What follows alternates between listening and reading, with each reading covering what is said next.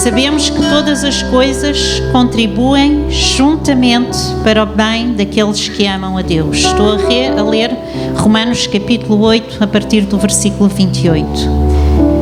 Daqueles que são chamados pelo seu decreto. Daqueles que são chamados pelo seu decreto. Porque os que dantes conheceu, também os predestinou, para serem conforme à imagem do seu Filho, a fim de que ele seja o primogênito entre muitos irmãos. E aos que predestinou, a esses também chamou. E aos que chamou, a esses justificou. E àqueles que justificou, também glorificou. Que diremos, pois, a estas coisas? Se Deus é por nós, quem será contra nós?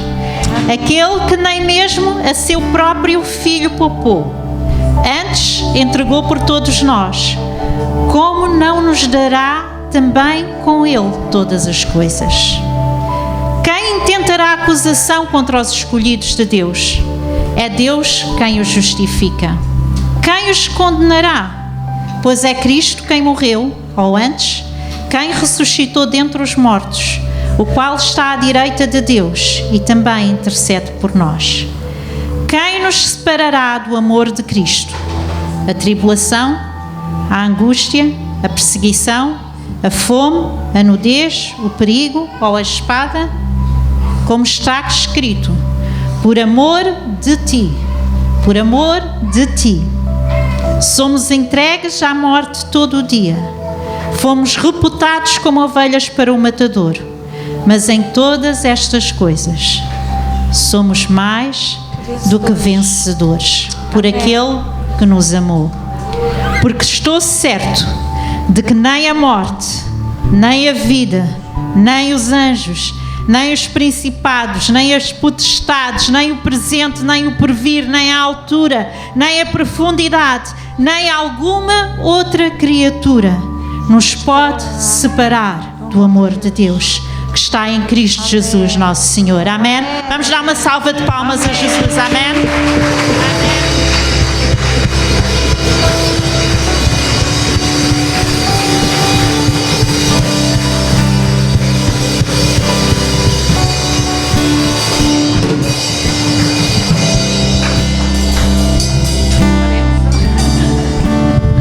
Bom dia, igreja. Hoje eu venho falar sobre sermos mais do que vitoriosos, ok? É o tema desta mensagem hoje. E eu li o capítulo de Romanos, este capítulo 8, a partir aqui do versículo 30, é chamado o Cântico da Vitória, ok? E é um cântico em que cada crente declara tudo aquilo que Deus fez por ele e declara que não há condenação quando Jesus entra na nossa vida. Eu vou pedir ao João para pôr ali uma imagem. Há uma imagem que eu costumo usar muitas vezes e hoje decidi usar, porque eu acho que ela revela muito. Eu conheço esta ilustração, talvez não sei, acho que desde que sou crente, já são muitos anos mesmo. Mas esta ilustração são os 3 pontos da minha mensagem. E quando nós falamos em ser mais do que vitoriosos, muitas vezes como crentes e como religiosos, ok? A nossa mente passa por várias coisas. Mas quando nós lemos aqui o canto de vitória, ele diz assim: e em todas estas coisas vocês são mais do que vencedores. E nós temos que pensar, mas em que coisas é que nós somos mais que vencedores? Então nós temos que olhar para o que vem antes e perceber do que é que ele está a falar. E ele está a falar de lutas, ele está a falar de dor, ele está a falar de tribulação, ele está a falar de adversidades, né? Então aqui o autor de Romanos está a declarar que há uma série de circunstâncias na nossa vida que vêm até nós, porque uma vitória o que é que requer? O que é que requer uma vitória? Uma luta, uma batalha, não é? Então, quando nós pensamos em ser mais do que vencedores, nós temos que pensar, para vencermos estamos a passar por uma batalha, estamos a passar por uma guerra, estamos a passar por uma circunstância adversa à nossa vida, ok? E estes 3 pontos Estas rodinhas, eu quero que vocês considerem estas rodinhas como a vossa vida, ok? Aquela primeira roda és tu no centro da tua vida, e nós podíamos pôr algumas imagens destas que têm várias bolinhas que representam as coisas da tua vida, o trabalho, o casamento, família, seja o que for, as tuas vitórias, as tuas batalhas, as tuas lutas, as tuas doenças, as tuas dores, as tuas angústias, os teus medos, incluis tudo, porque é tudo o que faz parte da nossa vida. Então, e nós estamos ali no centro da nossa vida, mas naquele centro, nesta primeira bolinha, nós reparamos uma coisa interessante. Reparamos que Jesus está fora da nossa vida.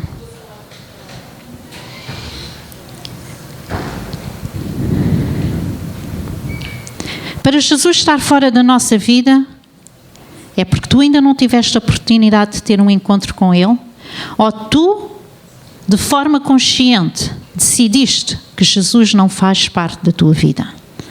Porque é uma decisão que nós tomamos. Nós decidimos deixar Deus participar da nossa vida, ou podemos decidir que Ele não faz parte. Quando nós lemos esta passagem de Romanos, ele começa a descrever a obra que Jesus faz na vida daqueles que o aceitam. E ele começa a dizer, para aqueles que me aceitam, não há condenação. Para aqueles que me aceitam, quem é que os pode separar do meu amor? E muitas vezes nós temos dificuldade, e pessoas que não têm Deus na sua vida têm dificuldade em entender isto, que Deus te ama, que Deus é próximo, que Deus quer ter um relacionamento contigo, que Deus quer fazer parte da tua vida.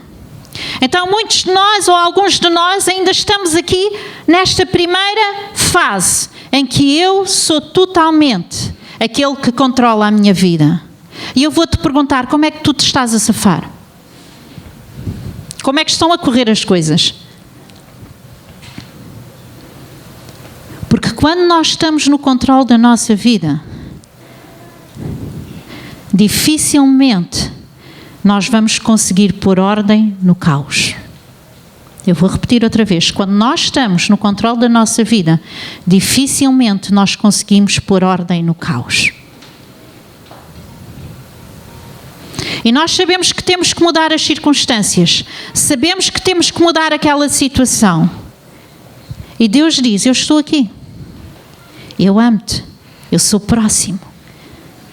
Eu quero tocar na tua vida. Eu quero fazer parte da tua vida. Do nosso lado, é uma coisa simples. É uma decisão. Nós decidimos, Deus, eu não percebo.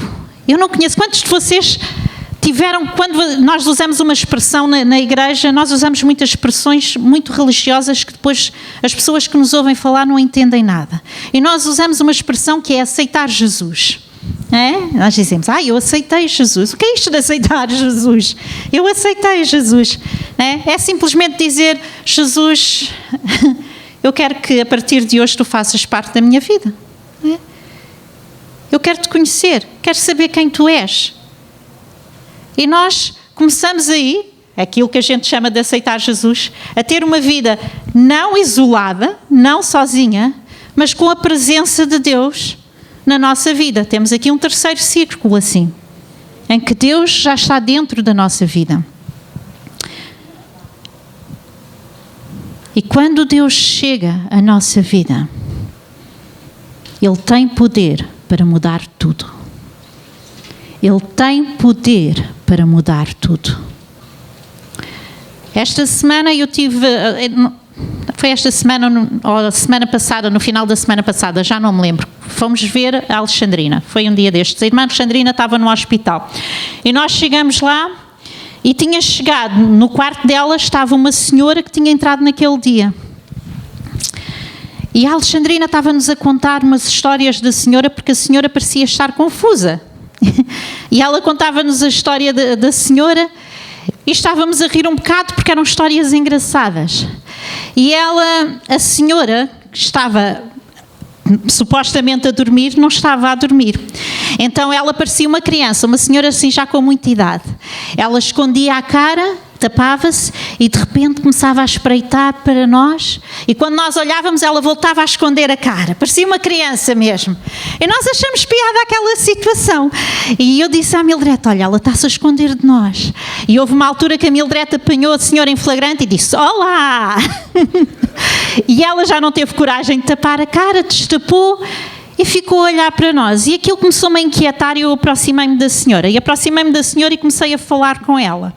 E percebi realmente que a senhora estava confusa. A senhora pensava que estava num lar. Eu perguntei-lhe: então está bem? Sim, estou bem. Então, há quanto tempo é que está aqui? Eu já estou aqui há muitos anos. Estou aqui há muitos anos. Estou aqui e sou muito bem tratada. Então a senhora estava de tal modo confusa que pensava, não sabia que estava no hospital, pensava que estava num lar e pensava que estava a ser cuidada, como provavelmente tem sido durante estes últimos anos, no lar em que está hospedada. E eu olhei para aquela senhora e eu disse: e agora o que é que eu digo? A mente dela não está sã. E eu comecei a falar de Deus à senhora. E quando eu comecei a falar de Deus àquela mulher, a situação mudou completamente. Completamente. De repente, aquela mulher ficou lúcida. E ela começou a ter uma conversa comigo, completamente consciente daquilo que estava a dizer e daquilo que estava a conversar. E quando eu lhe perguntei: você acredita em Deus? Acredito. Muitas pessoas não acreditam em Deus, dizia ela, né? Muitas pessoas levam a vida como querem, mas eu acredito em Deus. Quando nós abrimos o nosso coração para que Deus seja próximo da nossa vida, as circunstâncias mudam. E aquela senhora, nós começamos ali a conversar e ela começou a falar comigo lucidamente sobre situações da vida dela e começou a falar de como muitas pessoas afastam Deus, mas que ela sempre acreditou em Deus. E eu comecei-lhe a falar do amor de Deus, comecei-lhe a falar de Jesus. E eu aproveitei que ela estava lúcida e eu disse: eu posso orar por si? Posso. E eu orei por ela, orei para que Deus a curasse, para que Deus trouxesse lucidez à sua mente. E eu depois perguntei esta perguntinha tão religiosa: você quer aceitar Jesus? E eu tive que explicar o que era aceitar Jesus. Você quer Deus na sua vida? Ela disse: eu quero Deus na minha vida. E ali naquele lugar, no meio do caos daquela senhora, ela teve a lucidez suficiente, porque Deus não tinha nada a ver comigo. Foi Deus que me conduziu a ela, porque Deus tinha um propósito para a vida dela. E naquele lugar, ela aceitou Jesus na sua vida. Ok? Quando Deus chega, a nossa vida muda.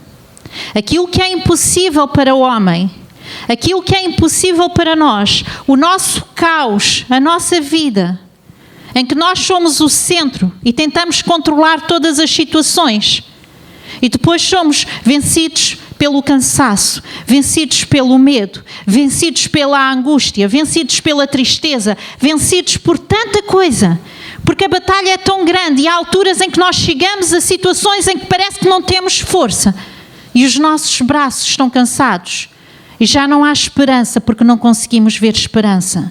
Todas as semanas nós vamos a um local, vocês sabem que nós fazemos visita na prisão de Tires, e todas as semanas nós nos debatemos com isto, com a falta de esperança.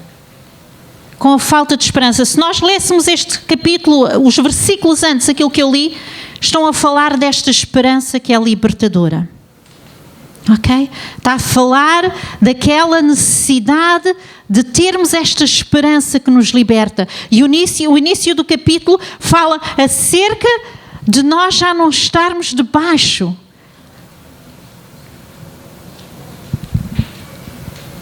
daquilo que gera o mundo, mas estarmos sujeitos àquilo que Deus trouxe à nossa vida. Então fala que nós já não somos filhos das trevas, mas agora somos filhos de Deus. Fomos adotados por Deus. E tudo mudou. Porque a palavra de Deus diz em Romanos, no início deste capítulo, diz que No tempo em que nós aceitamos Jesus, no tempo em que fomos aceitos como filhos de Deus, diz que fomos feitos herdeiros de tudo o que é de Cristo. Fomos feitos herdeiros de tudo o que é de Cristo. Inclusive, esta parte a gente não gosta, das suas tribulações. Então, para sermos mais do que vitoriosos, é porque nós passamos por tribulações. Agora, nós podemos decidir a forma como nós passamos por essas tribulações. Passamos por elas sem Deus? Ou passamos por elas com Deus? Mas há uma diferença entre este círculo e este círculo.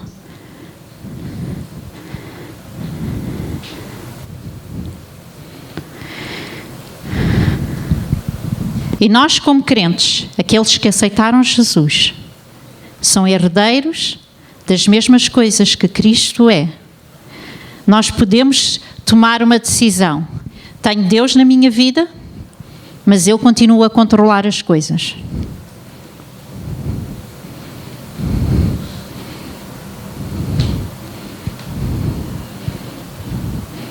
Já tomaste uma decisão importante, que é decidir que precisas de Deus na tua vida. Mas neste momento Deus está no meio do caos, está no meio das outras coisas, está no meio do teu trabalho, está no meio da tua família, está no meio dos teus problemas, está no meio das tuas alegrias, está no meio de tudo isso. Deus é mais um. Entendes a diferença? Deus é mais um. Em Gênesis, no capítulo 16 de Gênesis, há uma história que é contada que é muito linda. Vocês conhecem, é a história de Agar e de Ismael. E para quem não conhece, Agar era uma serva de Sara, mulher de Abrão. E diz que Deus tinha feito uma promessa a Sara e Abrão, que eles iam ter um filho. E Sara não quis esperar por essa promessa. Ela quis ajudar Deus, porque ela estava no controle da vida dela. Ok? Não deixou que Deus controlasse aquilo que tinha falado. Então ela decidiu, ok, Deus falou, eu sei, mas Deus é apenas mais um na minha vida. Então eu recebi uma promessa, mas eu vou agarrar e vou ajudar Deus a cumprir essa promessa. Então diz que ela chamou a sua serva, porque ela não podia ter filhos, e não estava a acreditar no milagre que Deus ia fazer e que Deus tinha falado que ia fazer. Nós muitas vezes acreditamos aqui, mas aqui, quando aperta, quando a circunstância começa a apertar, ok, vamos procurar soluções. Eu sei que Deus falou, então vamos ajudar Deus e vamos arranjar as soluções para que aquilo que Deus falou se cumpra. E Sara fez isso. Ela foi arranjar uma serva para ter um filho com o seu marido. E diz que depois dela ter o filho, e diz que quando isto aconteceu, Abrão começou a dar demasiada atenção a Agar. E Sara ficou com ciúmes. Ficou zangada com aquela situação. Então ela revoltou-se e começou a maltratar esta serva. E a serva fugiu. Não quis enfrentar aquela tribulação, não quis enfrentar aquela situação. E diz que ela fugiu e sentou-se perto de um poço. E naquele poço, ela teve um encontro com Deus. Agar também estava a tomar uma decisão. Ela disse, eu estou a passar por uma batalha e eu vou resolver isto da minha maneira. Eu vou fugir. Eu não tenho que passar por isto. Eu vou fugir. E ela sentou-se naquele poço. E naquele poço ela teve um encontro com o Senhor. Diz que é o anjo do Senhor falou com ela. E mais à frente diz o próprio Senhor era quem falava com ela. E naquele lugar de encontro, Deus mandou-a levantar e enfrentar a sua tribulação. Volta atrás. Volta atrás. Porquê? Porque Deus não tinha falado. Porque Deus não lhe tinha dado esta direção. Porque Porque Deus não lhe tinha dito que era a altura de ir embora. E Deus disse: volta atrás. E é engraçado que a partir daquele momento ela começa a tratar Deus como aquele que cuida de mim. E o nome daquele poço é chamado o Deus que vive e que me vê. O Deus que vive e que me vê. Quando tu estás no controle da tua vida, tu deixas de ver. Deixas de ter a capacidade de ver as soluções de Deus para ti. Quando tu estás no controle da tua vida e Deus é mais um, ok? Tudo o resto pode ter domínio sobre ti. Tu entendes o que eu estou a dizer?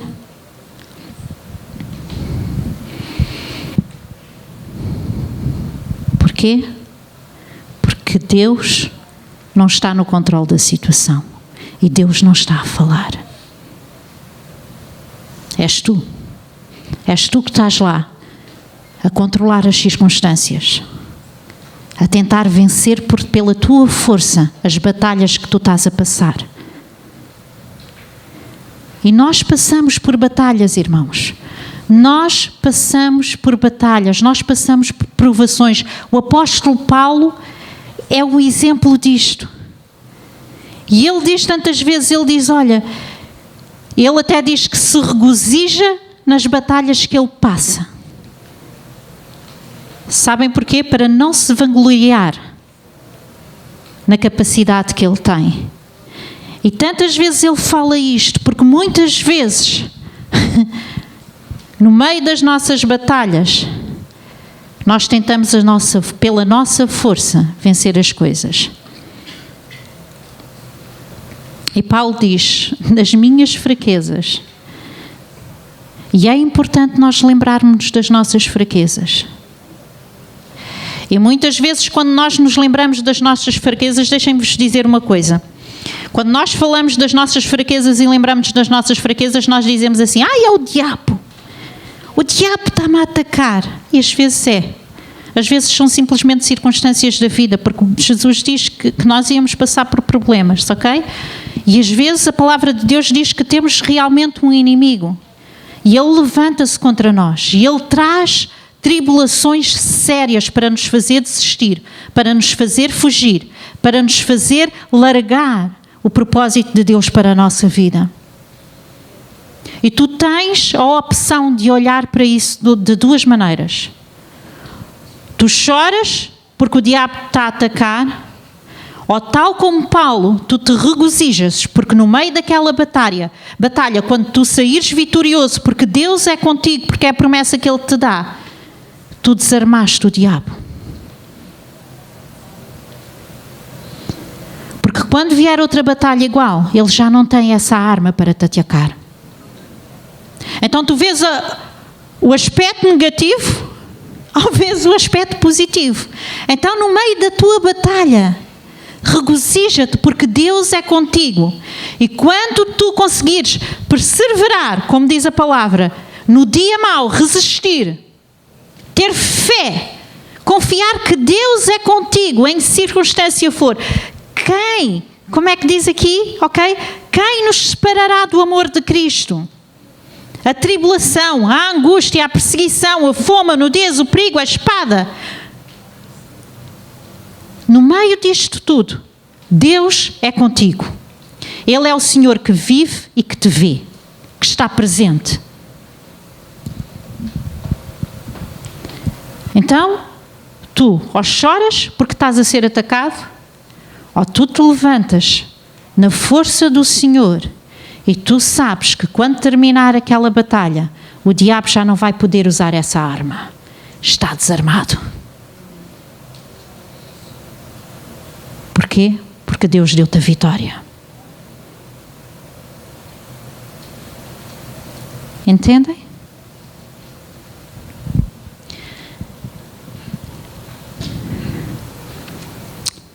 nós temos ali duas palavrinhas que é fé. E este é o ideal da nossa vivência cristã. Não é deixar Deus fora da nossa vida, não é permitir que Deus entre e seja mais uma coisa entre tantas coisas que nós gerimos na nossa vida, mas é termos a fé, a confiança, para deixar Deus estar no centro da tua vida, em que tu já não estás no controle, em que tu já não estás no controle, mas é Deus quem está. Quem é que está a controlar a tua vida?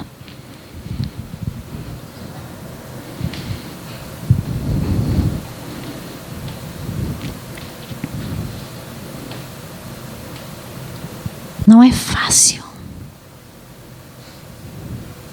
Mas se tu queres ser mais do que vitorioso, tu tens que deixar que Deus tome o controle. Tu tens que colocar Jesus no trono da tua vida. E neste processo, o que é que nós fazemos? Ok, Jesus, agora eu coloquei-te. És tu que estás sentado naquela cadeira. Já não sou mais eu. E quando Deus olha, Ele está lá no centro. Quando tu olhas para o centro da tua vida, tu vês Jesus. Tu vês Jesus. E quando Deus olha, quando Jesus ali no centro da tua vida olha para a tua vida, Ele não vê nada impossível. Ele não vê nada impossível. Há umas semanas o Elias pregou e usou uma passagem que eu gosto muito de usar, principalmente para pessoas que não conhecem Jesus. Ele usou aquela passagem da tempestade. Ok? Quando estamos no meio da tempestade e os discípulos estão no meio de uma tempestade e Jesus está no barco. E eu costumo sempre dizer às pessoas que não conhecem Deus, a diferença da minha vida para a tua vida é que no meio de uma tempestade eu tenho Jesus comigo e tu não. Ok? E quando Jesus está no centro da nossa vida, tudo o que tu estavas lá sentado a ver como um caos, Ele vê como o Senhor que se levanta e fala à circunstância. E a tempestade para.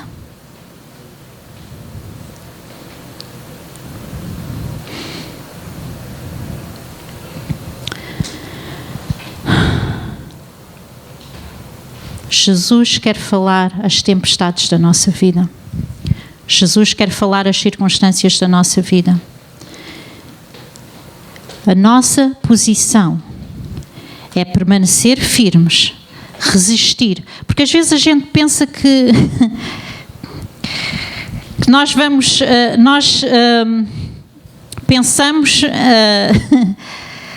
que por muito falarmos as coisas, por muito dizermos que as circunstâncias vão mudar e as situações vão mudar. Naquela tempestade, a tempestade só parou quando Jesus falou. Ok? Nós, no meio das nossas tempestades, aquilo que Jesus diz, aquilo que a Bíblia ensina, é que nós devemos perseverar. Ok? Nós devemos permanecer firmes, não fugir como Agar. Não pensar que Deus já não é conosco. Não pensar que Deus é surdo e que não ouve as nossas orações. Mas Ele diz, filho, permanece firme. Porque eu estou a ver a tua vida, eu estou a ver o círculo e eu sei a hora exata em que eu devo falar e aquietar a situação. Então, quando nós declaramos a palavra de Deus no meio do caos, no meio das circunstâncias da nossa vida, nós estamos a alimentar a nossa fé, nós estamos a alimentar a nossa esperança, nós estamos a alimentar a nossa confiança para permanecer firmes no propósito que Deus trouxe à nossa vida. E quando chegar à altura, Deus vai olhar e vai falar. E quando Deus fala, O nosso problema é que às vezes pensamos que Deus tem que falar em determinada altura. Deus fala quando é o momento certo para falar. E neste processo nós estamos a crescer. Nós estamos a edificar a nossa fé. Nós estamos a alimentar com a palavra de Deus. Nós estamos a ser fortalecidos. Nós estamos a aprender a lutar contra o diabo. Nós estamos a ser testemunho para as pessoas que nos rodeiam e que estão a passar por problemas maiores do que os nossos, ou iguais, ou menores do que os nossos, mas estamos a ser testemunho para que elas possam edificar a sua fé, fortalecer-se diante do Senhor, permanecer firmes. O que é que diz Efésios 6? Efésios 6 diz que nós devemos vestir a armadura de Deus para quê? Para quando vier o dia mau, possamos resistir. E nós, crentes espirituais, o que é que nós fazemos? Nós arranjamos 10, 15, 20 formas diferentes de gritar contra o diabo. Mas não vestimos a armadura.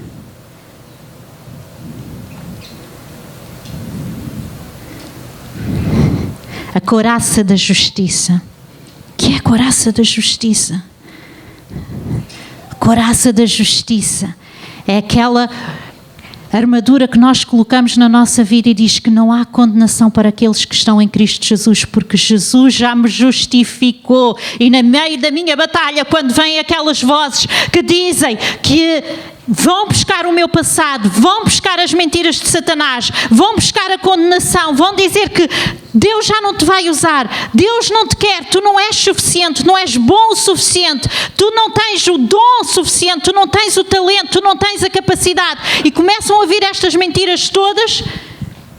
Se eu tiver a couraça da justiça vestida, eu consigo dizer: eu sou justificada.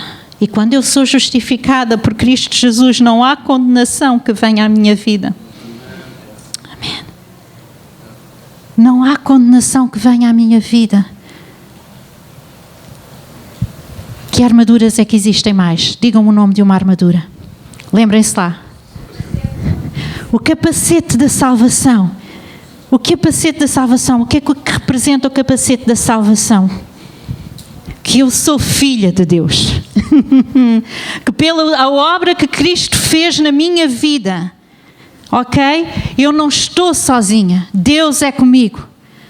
Deus é comigo. Eu fui salva, redimida, fui lavada pelo sangue de Jesus. O sangue de Jesus me comprou. Eu já não pertenço mais ao domínio das trevas, mas eu estou debaixo do domínio da luz. O meu capacete da salvação lembra-me a obra que Jesus fez por mim. O que é que Jesus fez por ti? Ele salvou-te. Ele mostrou-te o amor de Deus. Ele aproximou-te do Pai.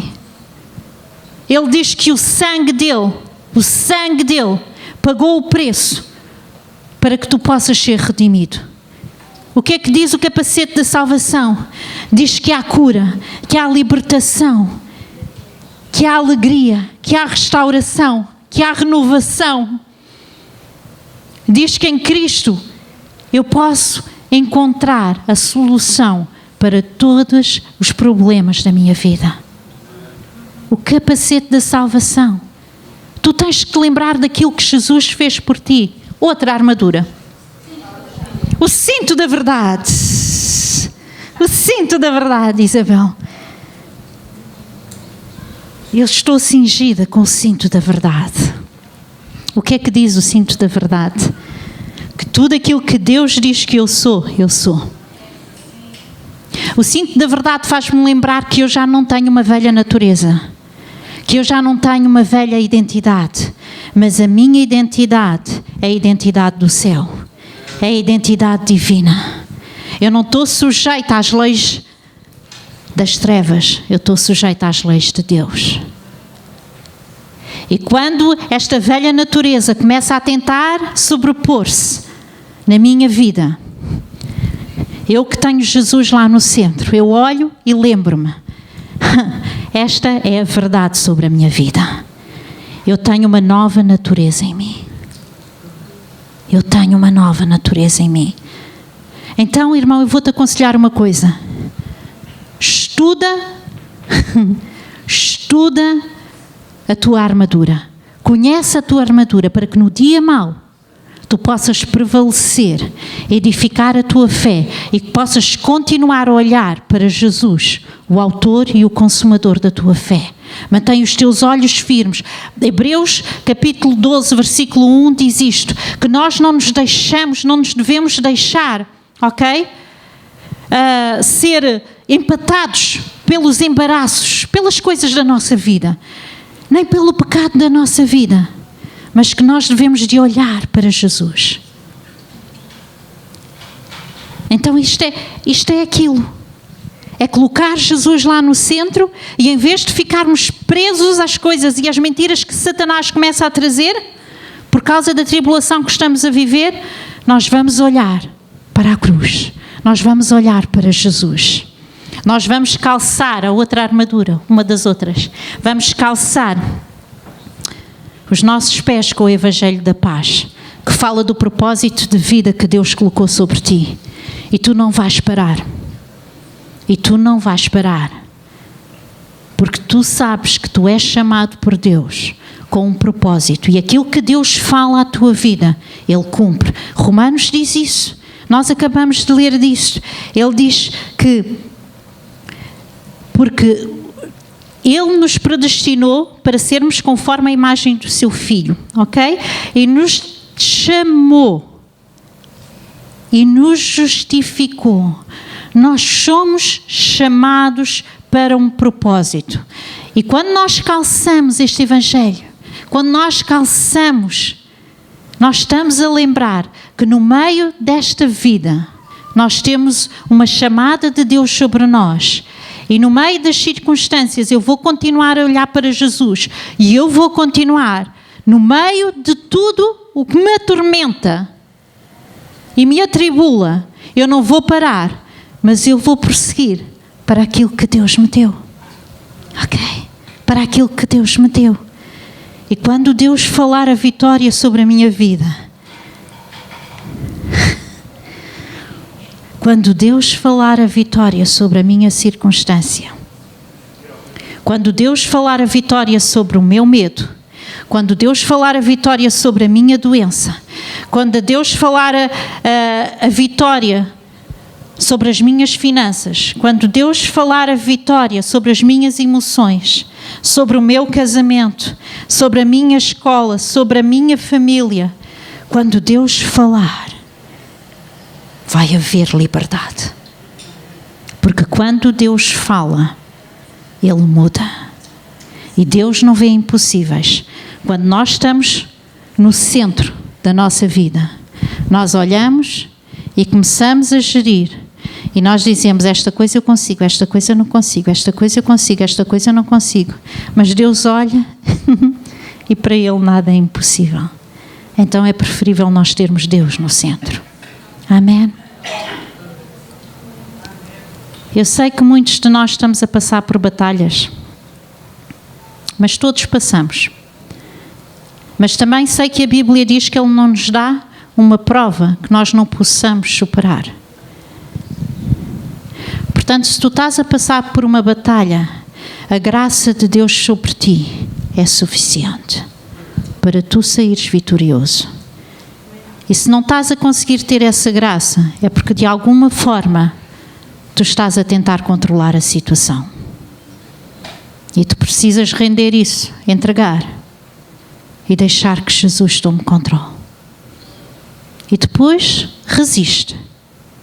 Veste a armadura. Fala a palavra de Deus. Ok? Faz a tua parte.